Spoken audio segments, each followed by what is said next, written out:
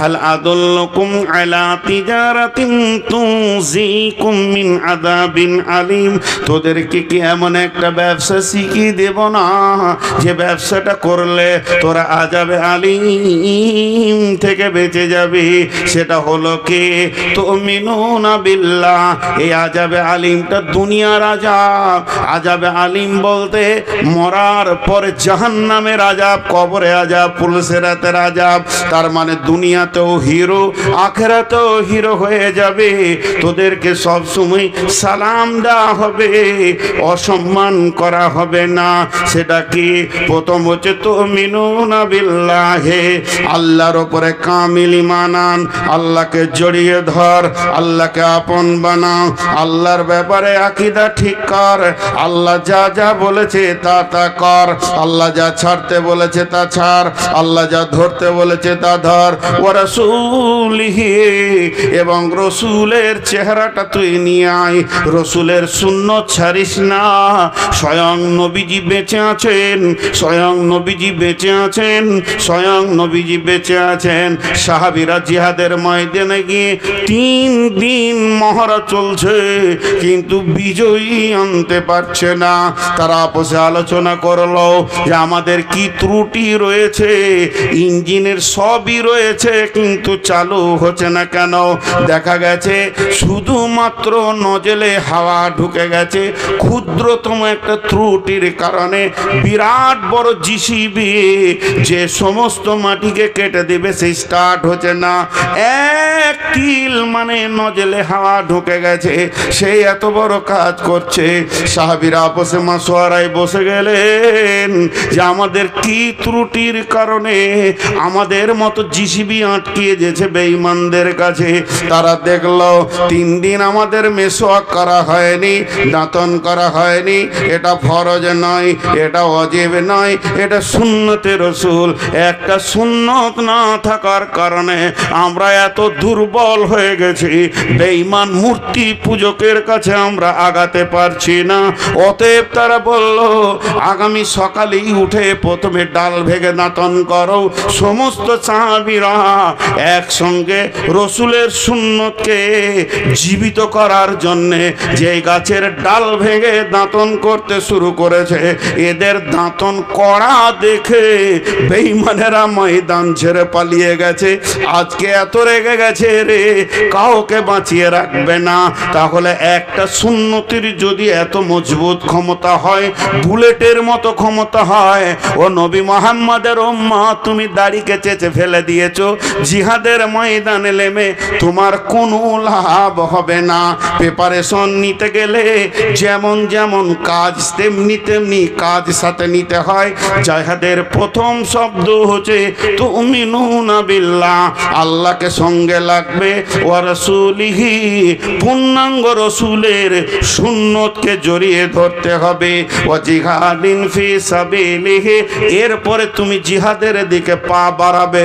তুমি যদি একা হও রোম সম্রাটকে গ্রহণ করবে, তুমি যদি 2 জন হও ভারতবর্ষ তুমি দখল করবে, পাশে মায়ানমার, বাংলাদেশ, চীন, জাপান, আপনার কিনা ভুটান, নেপাল কেউ বাদ যাবে না, সব তোমার মুষ্টির ভিতরে চলে আসবে। এত পাওয়ার বাড়বে যদি সুন্নতকে আল্লাহকে সাথে রাখতে পারো। এরপরে তুমি যেদিকে পা বাড়াবে ওই দিক মহাসমুদ্র তোলপাড় করছিল, সেও পর্যন্ত হাই রোডে পরিণত হয়ে যাবে।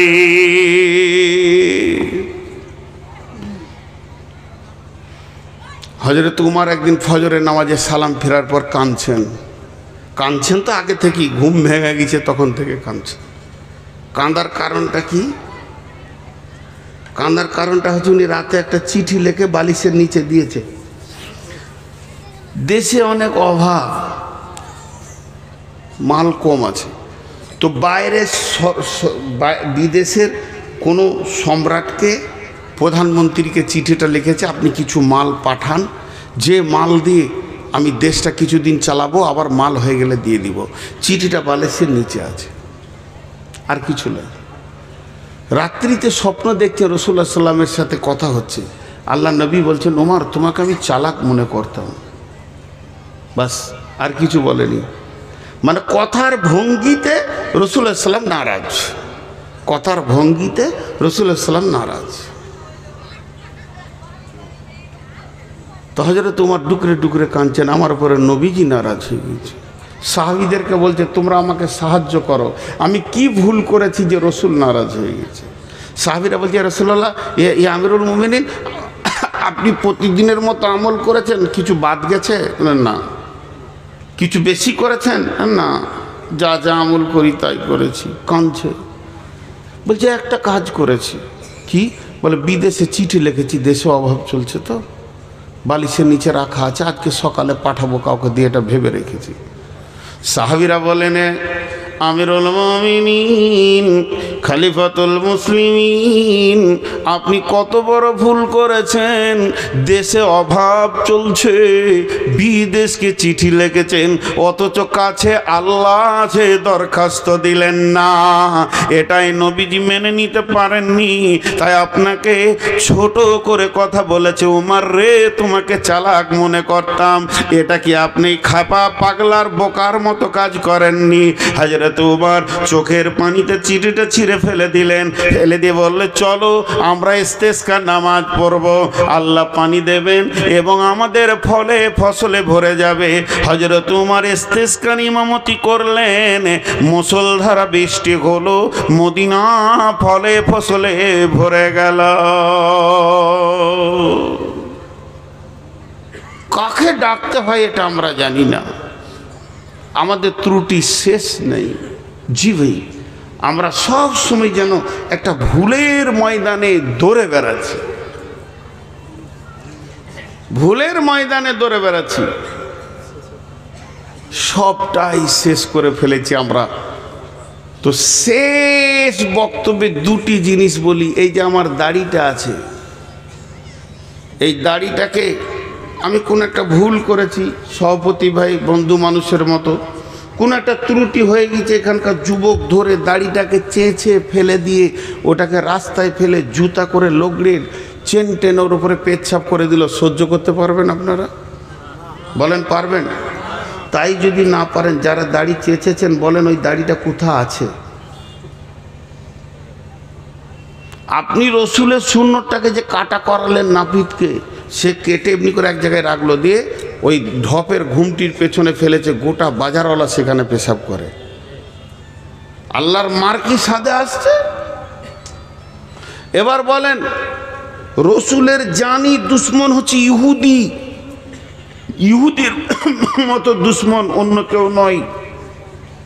সেই ইহুদিদেরকে আমরা ভালোবেসেছি কেন?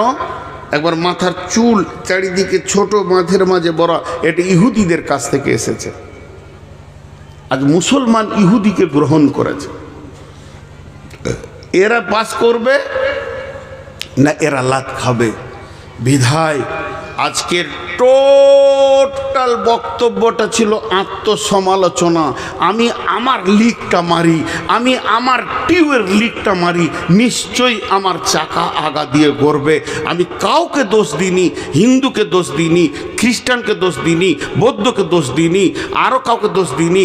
রাজনৈতিক দল সিপিএম, কংগ্রেস, তৃণমূল বলেন, আর বিজেপি, বজরং আর শিবসেনা বলেন, আমি কাউকে দোষ দিচ্ছি না।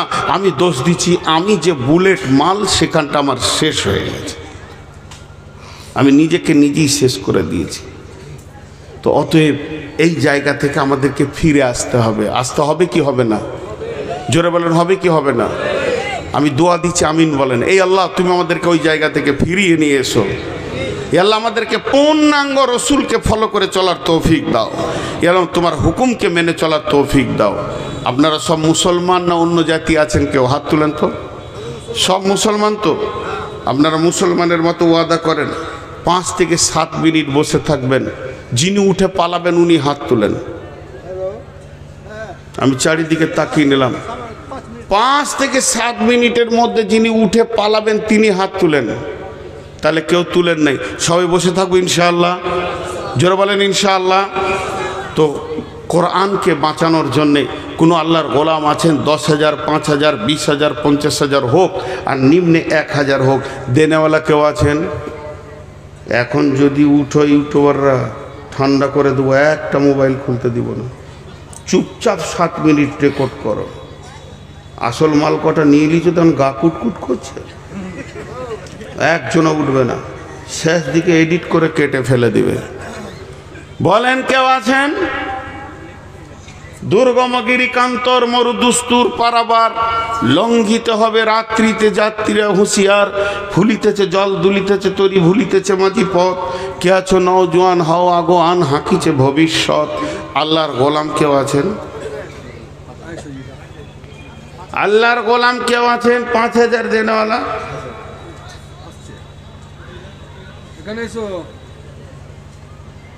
একজন ওখানে টাকা দিবেন না, বকিছি আমি, আমাকে দেবেন। যে এলো চষে সে রইলে বসে লাড়া কাটাকে ভাত দিতে সেতেছে, ওইখানে দিয়ে বলছে 5000। তো আমি কেন বকলাম? লোড আদায় করো।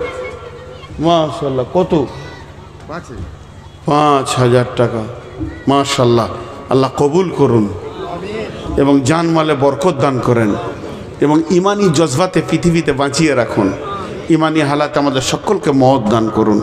জি ভাই, আর কেউ আছেন? 5000 10,000 দেনেওয়ালা মা বোনেরা কানের দুটা খুলে দিয়ে পাঠান, তবে কোনো ছেলে মানুষ মেয়ে ছেলে দেবেন না। মুরব্বী খালামা যিনারা আছেন তেনারা দেন। ছেলে মানুষ ঝোঁকে দিয়ে দেবে, ফ্যামিলিতে সমস্যা সৃষ্টি হবে, দিতে হবে না। কিন্তু খালামা যারা আছেন, যিনি মুরব্বী, বাড়ির সমস্ত পাওয়ারকে নিজের হাতে রাখেন,